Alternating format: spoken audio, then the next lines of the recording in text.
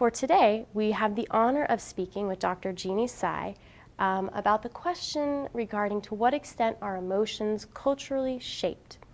Dr. Tsai received her PhD in clinical psychology from the University of California, Berkeley, and did her clinical internship and postdoctoral fellowship in minority mental health at the University of California, San Francisco.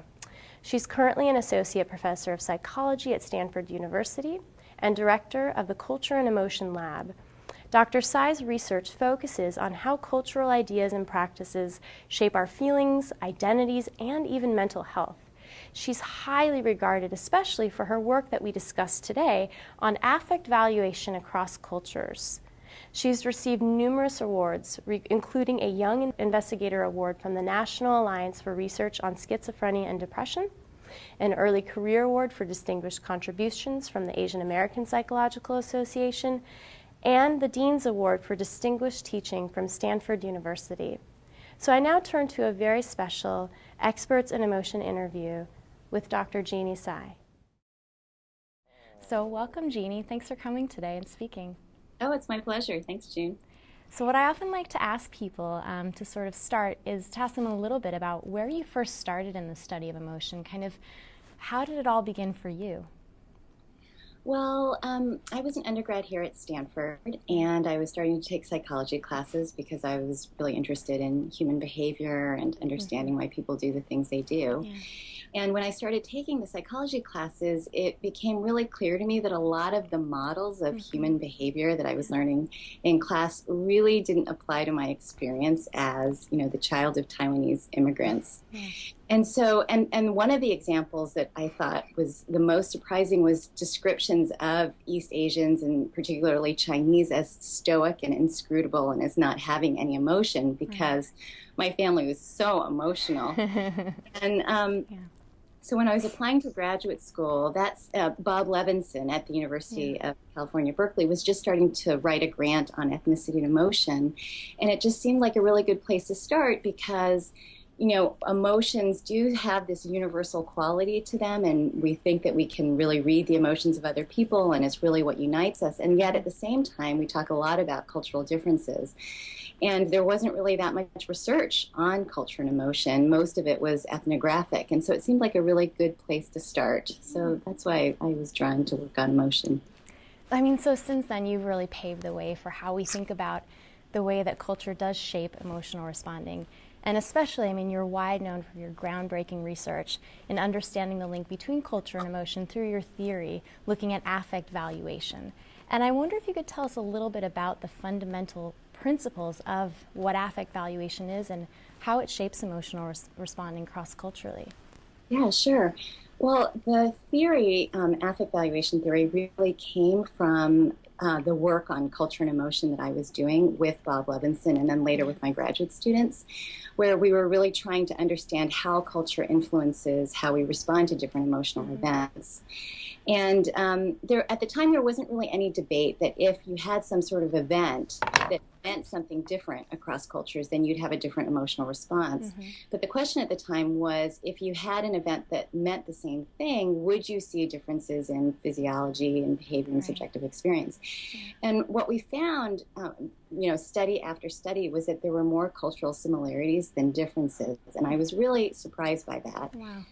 But it really made me start thinking that maybe what was differing across cultures was more how people wanted to feel, what we call their ideal affect, more than how they actually felt or their actual affect. So affect valuation theory was really a way of trying to incorporate that insight and ideal affect into current models of emotion, which really focus on actual affect.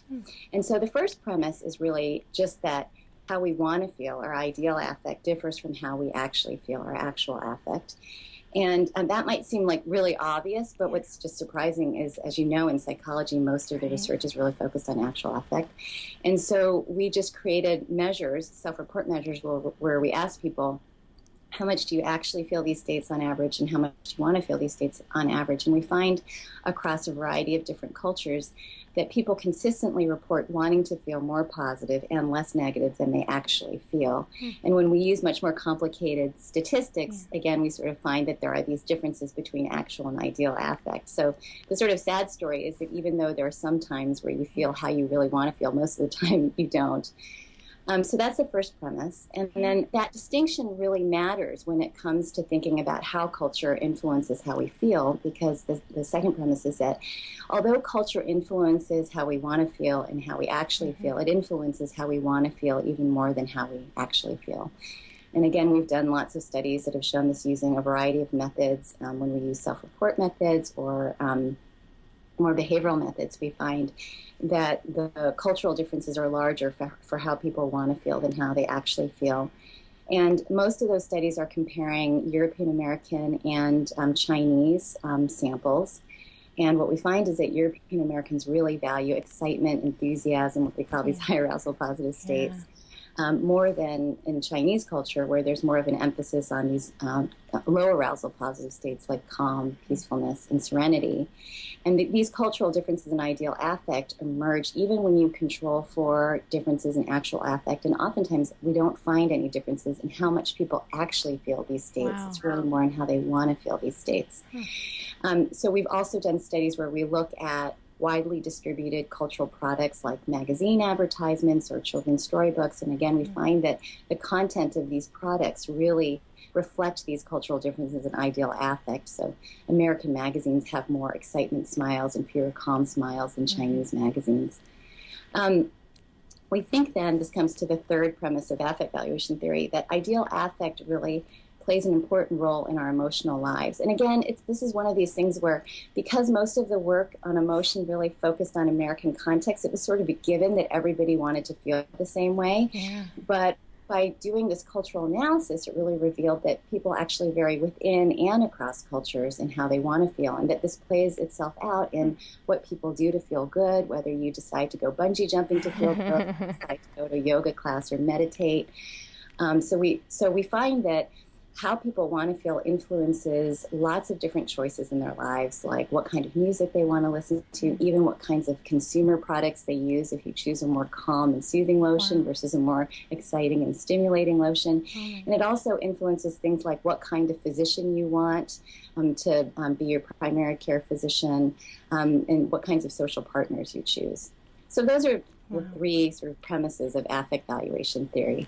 I mean, it shapes just such a broad domain of not only ideal feeling states and the kinds of emotions that people gravitate towards, but you're saying just a profound array of behaviors, too, in everyday life. Right, and that ideal affect can influence these things even more than actual affect. So it's not saying that how we actually feel doesn't influence these things. It certainly does. But ideal affect may influence certain kinds of behaviors even more. So, I mean, you've also done this work on cultural variation across emotion response, looking at physiology, behavior, and subjective experience of emotion. And you alluded a little to this earlier in your original work with Bob Levinson. And I wonder if you could say a bit more about what were some of the most exciting and, it sounds like, some surprising discoveries here when you embarked on this multi-method approach to understanding cultural differences in emotion responding. Yeah, I really was expecting so many more cultural differences and cultural similarities, and we would bring European Americans and Asian Americans, bicultural Asian Americans, into the lab, and we'd have them relive different emotional episodes and watch emotional film clips. We had couples talk about emotional topics in their relationship, and across these different studies, we found more similarities than differences, similarities in their physiological responses, in the reports of subjective experience. When we found differences, they were in behavior, and those behavioral differences or facial expressions were more pronounced in interpersonal context. So in the couple studies, when people are actually interacting with another person, we found more of these differences in behavior than when they were, watching a film by themselves. But even those differences that we found were surprising. So the literature up until then had suggested that Japanese smile more during negative emotion as a way of masking or controlling their negative emotions. So we thought maybe we would find that. But what we found actually was that the European Americans smiled more during positive events, like during happiness. than the Asian Americans, even though they reported feeling the same amount of subjective happiness.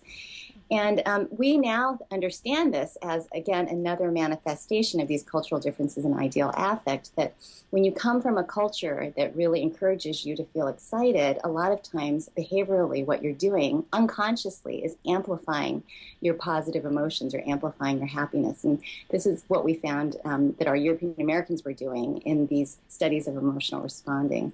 So the studies found more similarities than differences. It's, again, what led to us to start thinking about cultural differences in ideal affect. But we do think these cultural differences in ideal affect influence different aspects of response, particularly expressive behavior. So what you're saying is that ideal affect sort of shapes what emotional behaviors you amplify or show to the world. Right, and even, again, really unconsciously and really quickly. So, when you think of what's the most happy smile, we think of the Julia Roberts smile, right? The big smile. Oh, right, the big smile, that's really happiness. And I think that really is a reflection of the emphasis our culture places on these high arousal positive states. And again, like when we look at, for example, websites or Facebook pages, you can see that Asian Americans who are also, and Hong Kong Chinese also showing happiness are showing more calm smiles. They're not showing that Julia Roberts smile that we all love in America. And there you go with your Julia Roberts smile. So one of the things that's also fascinating about the work you do is it has this really kind of beautiful translational component where you've looked at how cultural variation in emotion responding, may be influenced or how it looks in individuals with symptoms of depression.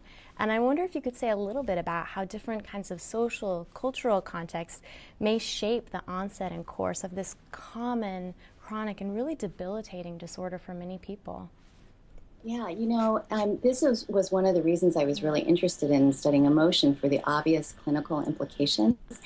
And again, there's just a lot of literature suggesting that culture influences the expression of a variety of emotional disorders, but not a lot of research on how.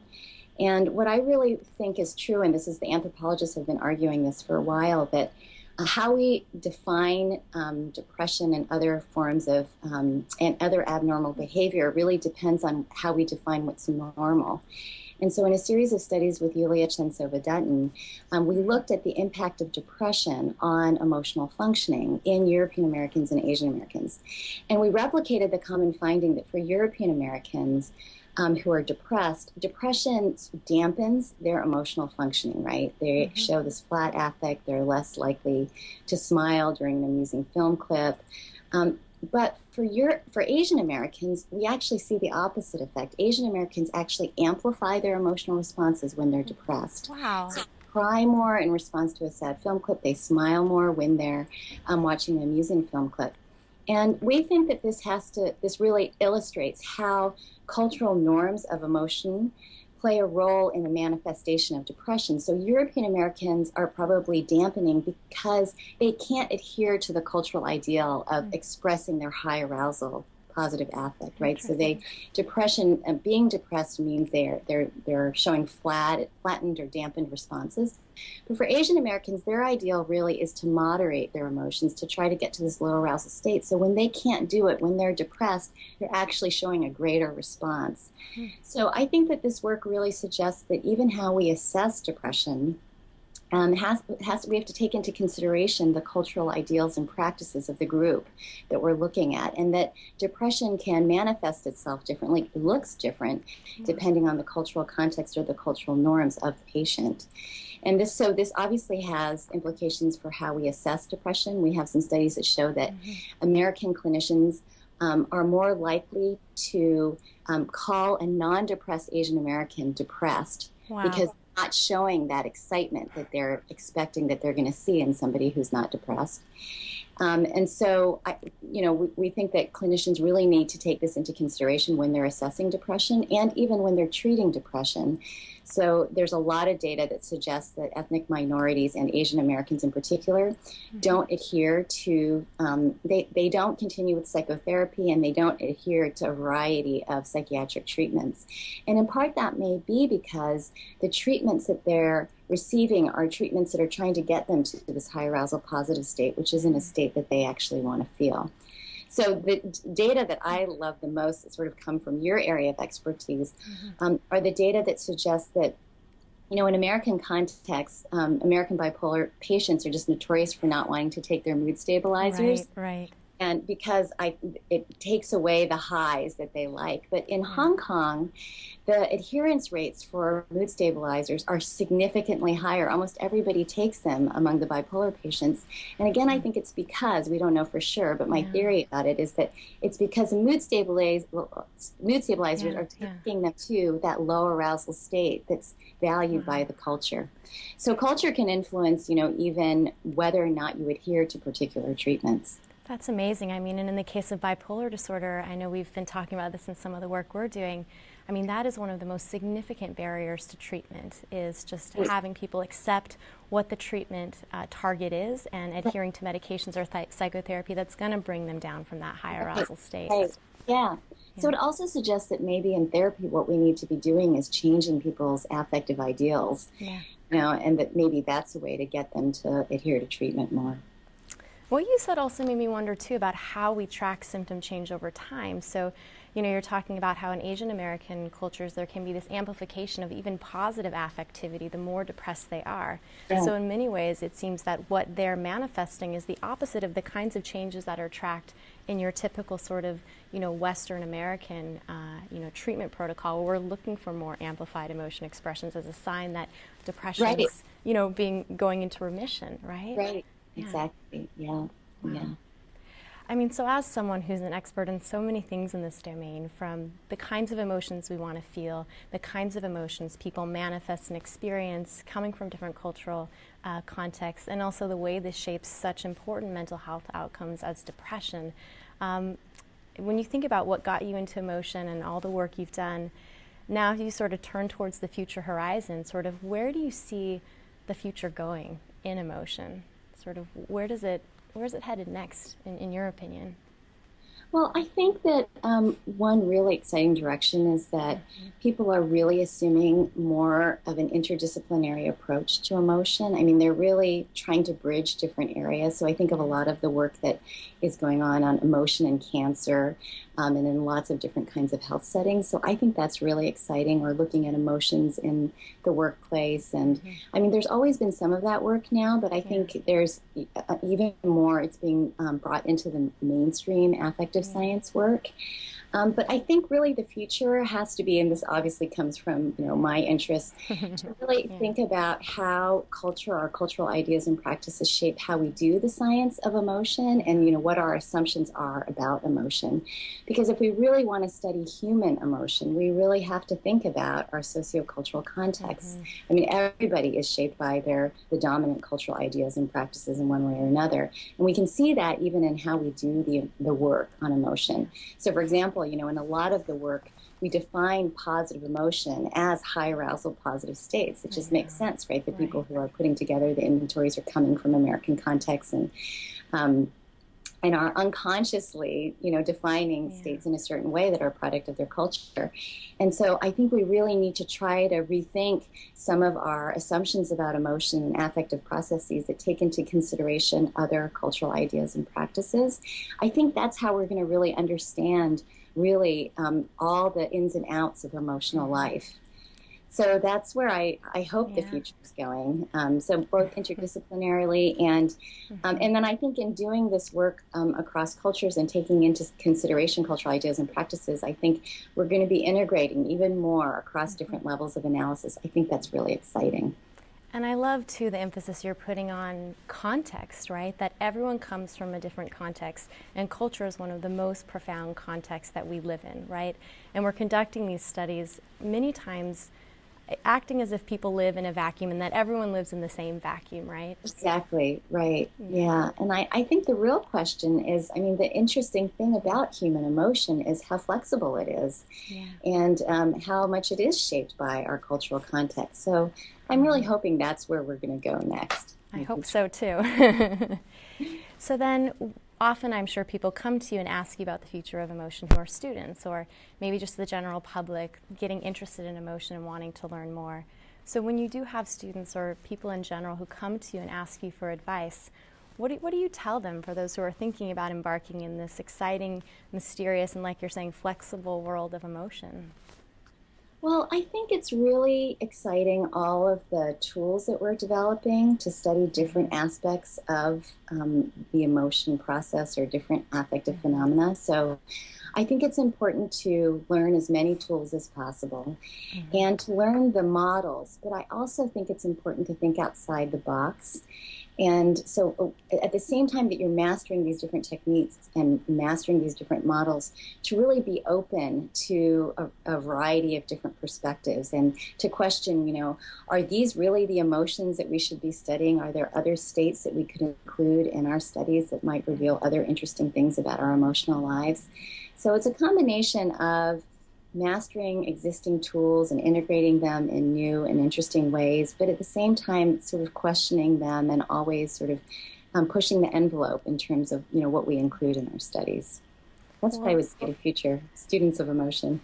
Well, I think it makes it a very exciting future talking to you. So many opportunities, right? And so many different levels to tackle it at and to try to also look at these different levels simultaneously. Yep, exactly. Yeah. So thank you again for joining us today, Jeanne. This concludes our Experts in Emotion interview with Dr. Jeanne Tsai from Stanford University.